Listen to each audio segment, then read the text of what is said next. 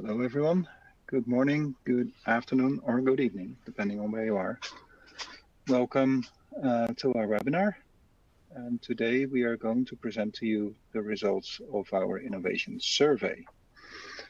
With me is my esteemed colleague, Anthony Schiavo, who is our main analyst on innovation policy and innovation strategy. You may know him from Innovation Matters, a much recommended blog on LinkedIn that you should definitely look into if you haven't already. My name is Arie van Berkel. I'm the Chief Product Officer here at Lux. And happy to show you all of these results. And Anthony, why don't you take us through it and show us what's top of mind right now for innovation leaders? Absolutely. Before I get you started, sorry, Anthony, before I get you started, we do want to get your questions. And so if you have any questions throughout the webinar, there's a Q&A box on your screen. And don't hesitate to type any questions in there. I'll be monitoring this and I'll be selecting a couple of questions, time permitting, that we can address during the webinar. And if we cannot address it during the webinar, or if you have questions that come to you later, maybe as you dream about this webinar, as you should tomorrow, you can always send it to questions@luxresearchinc.com. So that's questions@luxresearchinc.com. All right. Floor is all yours, Anthony. Thank you, Ari. Thank you for that kind introduction. And yeah, today we'll be talking about the Lux Innovation Survey 2025.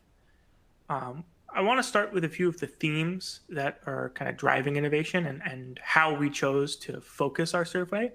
Then we'll get into the results of the survey itself, and then we'll talk a little bit about how you can take this forward in your planning for the rest of the year.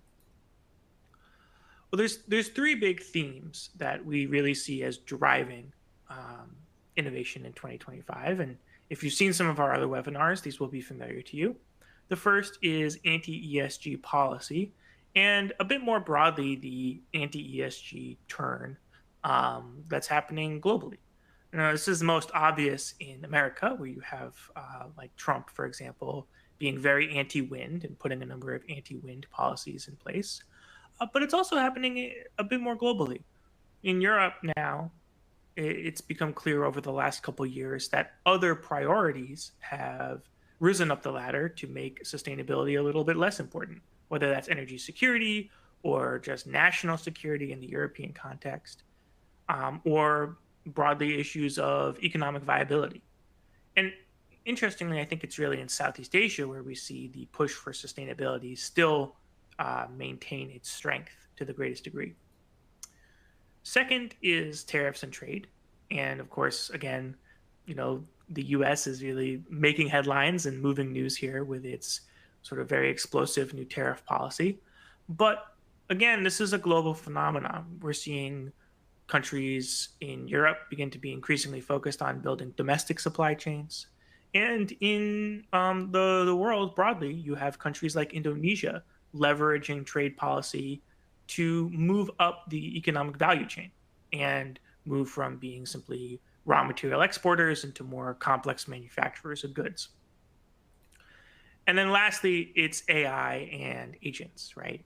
This idea that we're going to be able to replace perhaps large portions of our workforce with AI.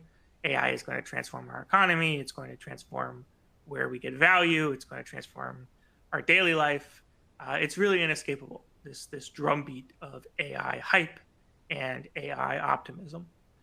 And it's these last two questions, or these last two topics, that are really the focus of our survey. And there's a couple big reasons for this. The first is that the ESG policy, it's really playing out in the public sphere. And it's both in terms of the actual actions from governments, but also the way companies are reacting to it. That's something that we can really get a good handle on from that public sphere.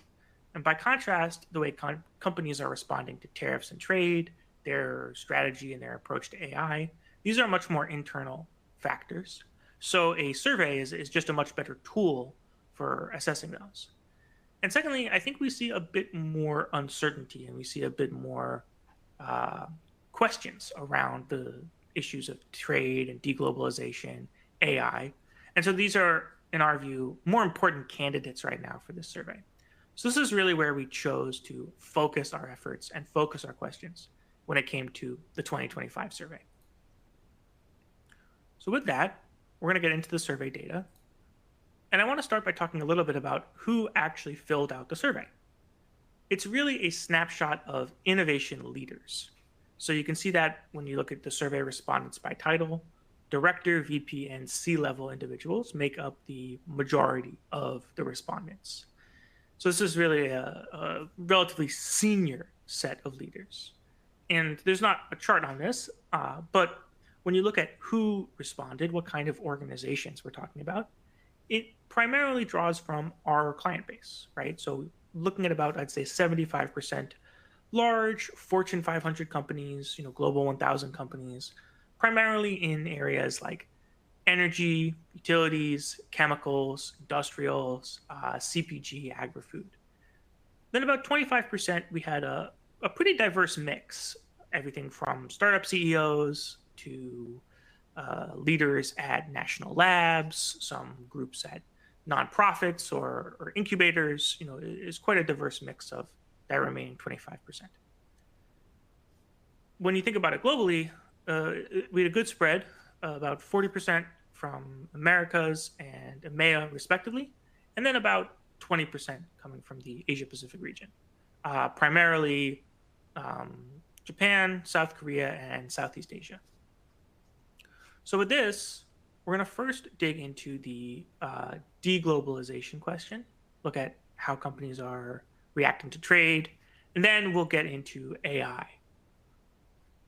Starting here, before we do, I should say, I apologize.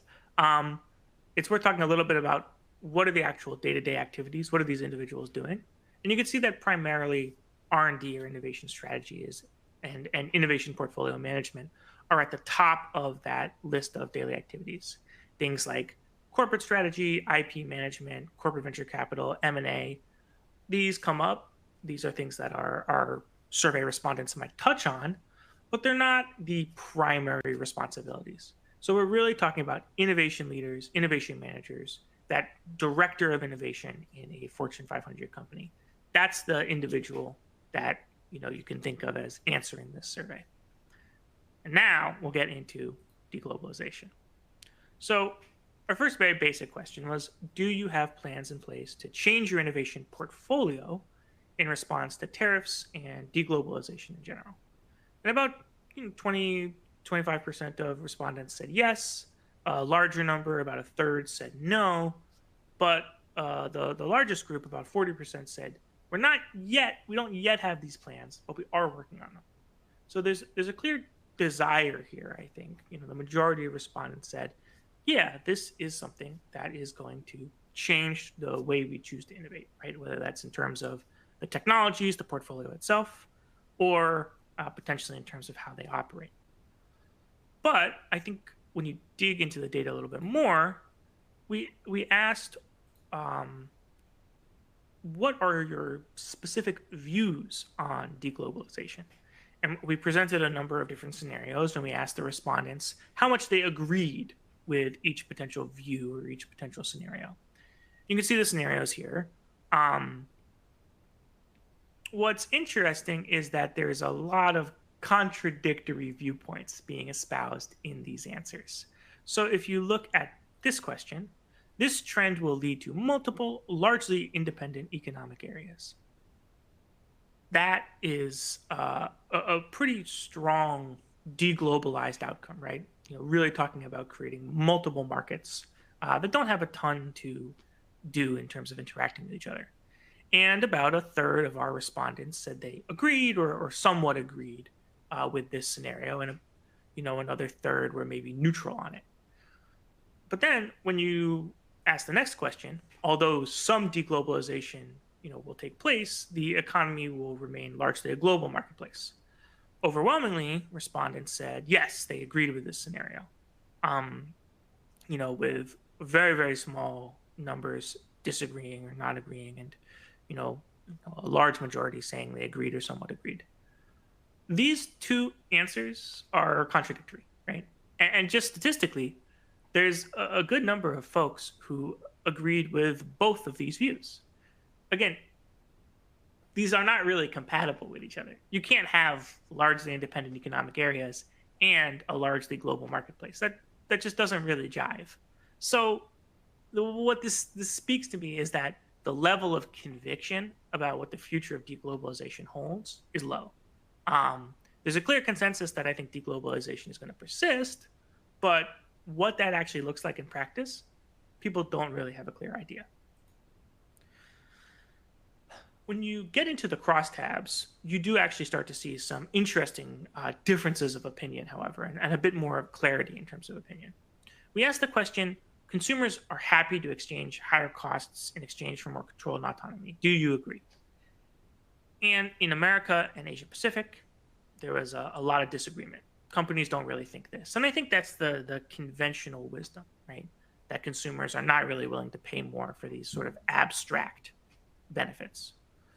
But when you look at EMEA, the overall level of agreement is I think a fair bit higher, I guess I should say, or rather, the intensity of the disagreement is a lot lower. You have a much larger percentage of people saying, "Well, I somewhat disagree with this," and I think that's a clear signal that in Europe there's a real growing concern about control and autonomy. Especially in the context of tariffs, right? Those are essentially an economic weapon of control, trying to impose your economic will on another group or get concessions. And I think this is really highlighting that this desire for an increased security of supply chains and increased autonomy, increased resilience is really growing in terms of its importance in Europe. We then got a little bit into the main challenges of deglobalization. And it's worth calling out that here we didn't provide any answers. This was a free-form response. So our clients and the survey respondents put these, whatever they wanted to, in the text box, and then we synthesized back these sort of into major categories. In general, it's interesting that there's a lot of consensus across these groups. With uncertainty, as you would imagine, being the key challenge, rising to the top. But just as important, or almost as important, is the idea of coordinating innovation. We had a lot of companies saying that innovation processes are moving too slow to effectively respond to the challenges of deglobalization, which, especially when we were doing this survey, things were changing really, really quickly. It's cooled down a little bit now, but it's still a highly fluid situation. And they're also saying that the barriers between these regions were making it harder to coordinate innovation as well. They didn't necessarily have the corporate structures in place or the teams in place to successfully manage these new challenges. And when you get into where the teams are focused, whether it's more regional or more global, you can see that many folks, for the more economic answers, they said, well, we're highly regionally specific, so markets and regulations. But then for most other answers, they said they're balanced, right? Which is, a little bit tricky in terms of what exactly that means. But I think what gets interesting is when we talk about team composition. Companies really want to shift their team composition in order to be in their words, balanced. If you have a team that you feel is highly regionally specific, you want to reduce the regional specificity of that. If you have a global strategy, you also want to reduce that, and you want to get more regionally specific. What this really says to me is that no one is satisfied with their current team and their current process, right? And companies are beginning to undertake changes to reshuffle their organizations, right, to better manage this volatility. Sort of putting all this together, right? There's a lack of clarity here, right? And in particular, maybe there's a lack of how to analyze what's happening and how to analyze the future. because I think the changes, the big picture changes are all out in the public. You can look up the tariffs and you can look up the agreements. That information is known. So the uncertainty is really about what's going to happen in the future and how should we respond. Corporate innovation structures are under a lot of strain, and folks are not happy with how their corporate innovation structure is responding to this challenge of deglobalization. And innovation leaders are beginning to really respond by reshuffling where their teams are located and the type of team they have. Ari, how are you thinking about this first part of the survey, and what spoke the most loudly to you coming out of these answers? Yeah, so frankly, I was a little disappointed. And the reason is I get the reason we decided to have a survey on this, obviously, was recent events around tariffs. But deglobalization did not fall out of the sky with the advent of the Trump administration. It's been a long-term trend. I date it back to roughly the turn of the century, let's say to the publication of Naomi Campbell's No Logo, the book. And so it's been a trend for about 25 years. First, very niche, very localized to an activist group of people, but I would say Brexit already was a big wake-up call that deglobalization was a real sentiment that led to real-world effects in terms of regulation. And then based on this survey, we're still wrapping our heads around it as innovation leaders. And that includes me, by the way, so I suppose I should have been better prepared as well to have answers. But it really looks like there is no clear direction, there's no clear opportunity in sight, for example. Deglobalization can create opportunities. You can do different things in different regions. You can maybe have opportunities to scale different types of technologies in different places. That's not clearly evident from these results yet. So I'd say we're still in defense mode and a little startled maybe. They're in the headlight type of things. And that really shouldn't have happened. There should have been more foresight. And of course, in hindsight, that's always easy to say. But I think in this case, really, what can we do to make innovation leaders more aware of long-term trends that they should think about, even if it's uncertain if they become mainstream trends? This one was quite persistent for the past 20 years. Yeah. And I think we see some of that with AI as well, right? Because AI, as much as it's been, maybe 2.5, 3 years since the launch of ChatGPT, this is not something that's necessarily very new. We've been covering AI at Lux for over a decade now in various forms, although not always calling it AI. But let's get into AI and see how this holds up. So we asked innovators, what do you think the impact of AI could be on your innovation efforts? Overall, they're very, very positive. You see this transformative impact, a lot of impact. These categories are really getting a lot of the response share. Flexibility and speed stand out, but also decision-making, competitive intelligence, as well. As much as maybe you can read this as, wow, AI is going to be really, really transformative, right? But I think another legit way to read this is that folks don't really know, right, exactly where AI is going to be impactful. And as such, they think it could be impactful everywhere. And I think in the context of this next question, which is, when do you envision deploying AI? You can see that about a third of respondents have already deployed their first applications in innovation specifically. So we're really not talking about just like having access to ChatGPT, right? This is using some kind of AI process in an innovation context. About a third said they've already done it, and another 2/3 are still sort of working on it. There's about 5 to 7 maybe percent who say we don't have plans to really incorporate AI into our innovation process. So, looking at the results on this slide, I think you should take these as highly speculative. People are still understanding that where exactly AI will have that impact, but there's also a lot of hype, right? transformative impact across the board, that's something, that's a result that really speaks to the level of hype in the AI landscape, not necessarily validating the impact or the importance of AI. Digging into the global or the regional crosstags, it's a little bit interesting.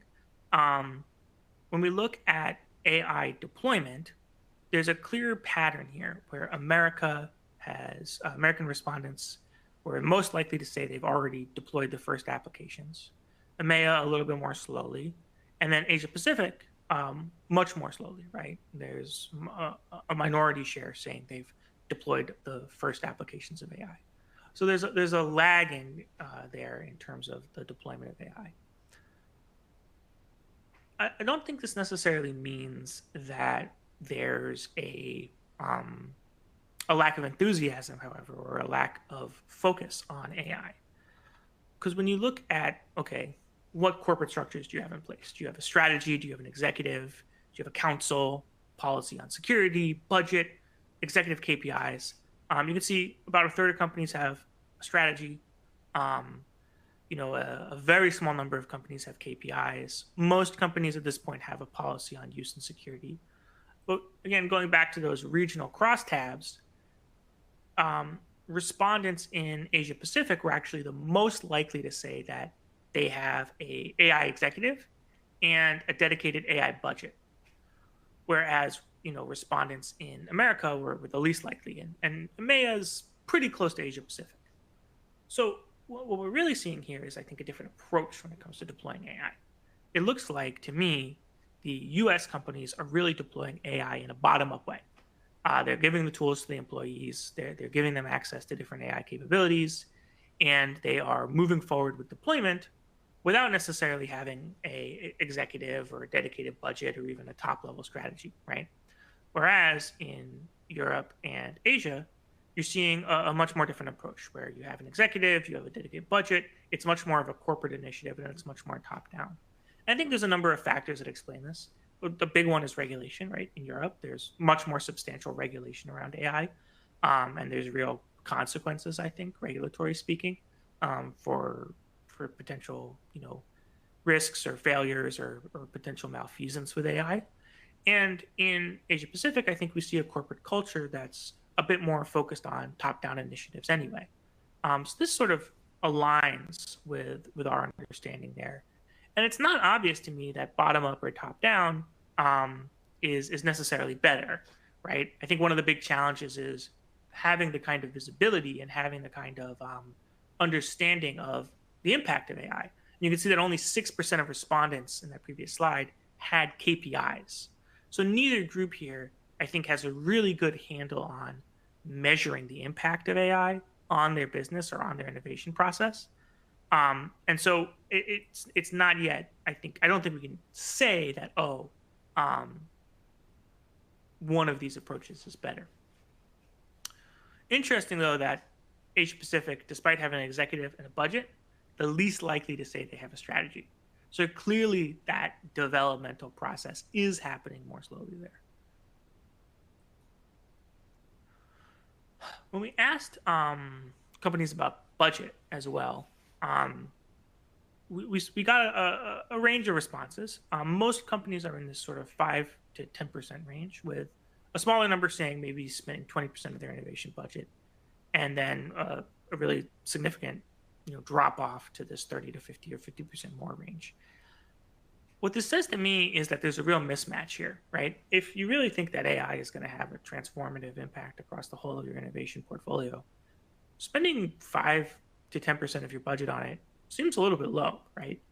And so I think this really just, again, this gets back to the uncertainty, and this gets back to the challenges of actually discerning where AI is going to create value and where AI is actually going to generate that return on investment. And there's also, I think, a very defensive sort of posture towards AI. Security emerged as the biggest concern. Again, this was a free-form response, so we sort of synthesized these categories up. Security was a big one. Cybersecurity, and I think that, in a practical sense, it reflects the skills of the survey respondents. Innovation leaders are not typically cybersecurity experts, so that seems kind of intimidating. But skill loss emerged as a major category. And again, this is bottom up. So this is, unprompted. Our survey respondents said we're very concerned about individuals losing skills, whether that's the reduction in headcount leading to skill loss, or whether that's an over reliance on data tools leading to skill loss. That was a significant concern for our survey respondents. So when we look at this data, we can see that there are leaders already deploying proof of concept projects, about a third of folks, but they're keeping that spending commitment low because ROI is really unclear at this point. And there's really no established best practice of what KPIs to measure. And indeed, the overwhelming majority, 92%, 93% of people don't have any KPIs at all. And the benefits of AI are really still speculative. It's really still unclear where the impact will actually come from. And there's a difference in how companies are deploying AI. US companies are doing this more bottom-up approach, we think. EMEA, APAC companies are taking a more top-down approach. And it's not yet clear to us which approach is better. I mean, I have my opinions, but we'll talk about that in a second. But Ari, before we move on, what stood out to you here with these results? Yeah, so what you've mentioned already, it looks to be quite defensive still. So people assume or know that this is going to have a big impact. We don't know exactly where the impact is going to show first. And that was clear from one of the questions and from the answers that you showed, but everyone assumes that it could have an impact anywhere. And the response so far has been bracing for impact, I'd say. Being defensive, worrying about security, worrying about how it's going to affect the skill set of your people. Those are all defensive responses.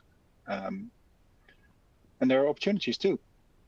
So what can you do to seize the opportunity, and what is the opportunity actually? And that's still seems a bit obscure right now.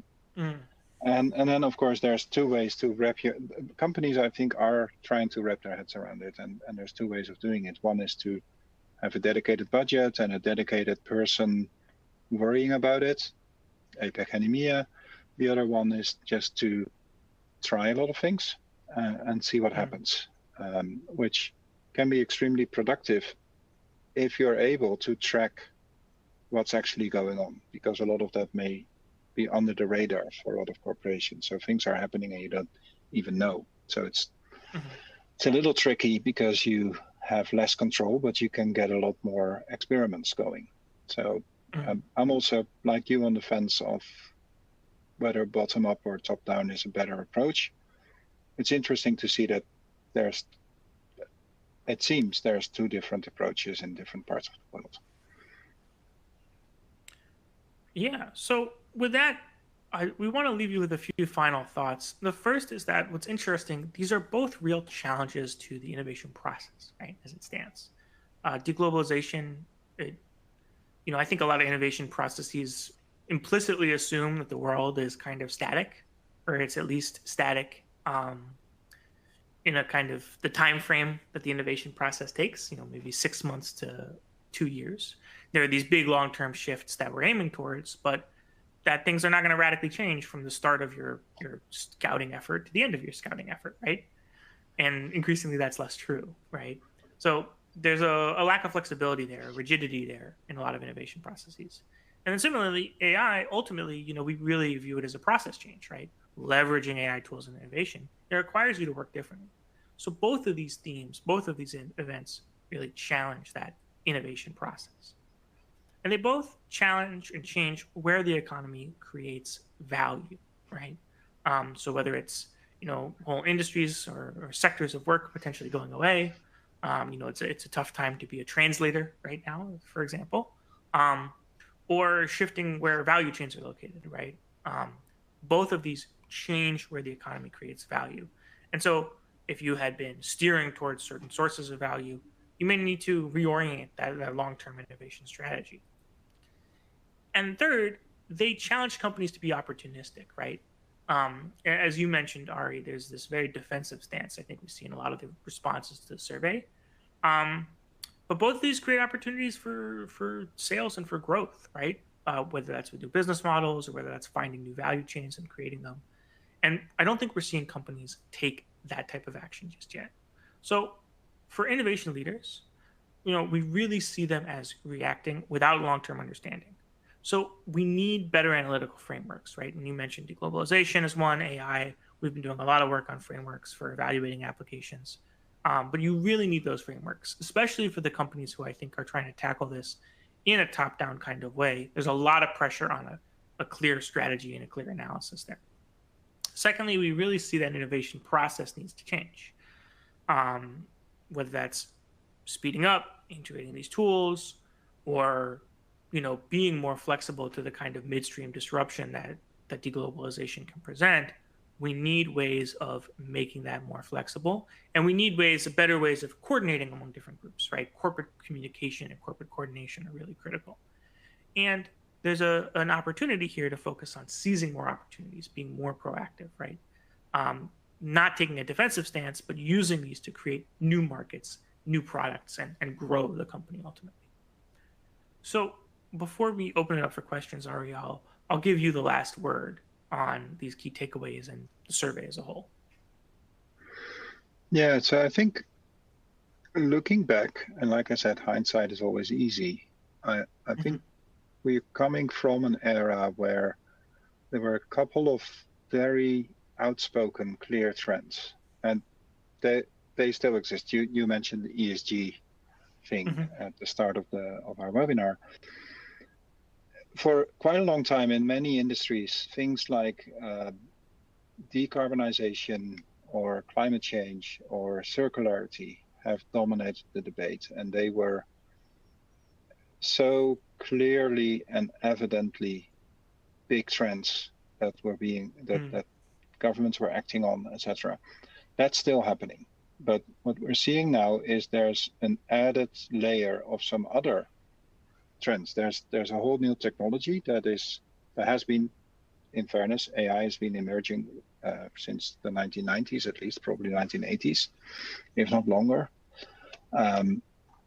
Deglobalization, like I said, emerging for the past 20 years at least. So these things have been coming up, but suddenly they're accelerating at a very high pace.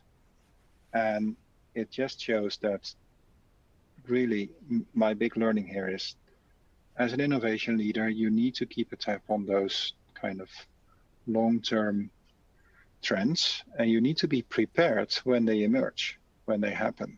So, and I think that's the big surprise to everyone. Maybe also because we've been spoiled by those two very much in-your-face trends of circularity and decarbonization. So that's interesting. I don't want to stack it up to our poor viewers here, but I think there's one additional task on everyone's plate, which is develop a long-term view and be prepared. Even for some trends you can see, even if they don't happen, that you will be prepared for some things that will never materialize. But it's better than not being prepared when things start to change really rapidly, like they're doing right now. Yeah. Well, with that, we want to say thank you. And Ari, I think we have maybe time for one question here. Yeah, I'm looking at the Q&A box right now, and there's quite a few questions. There's a couple of questions on some of the details here.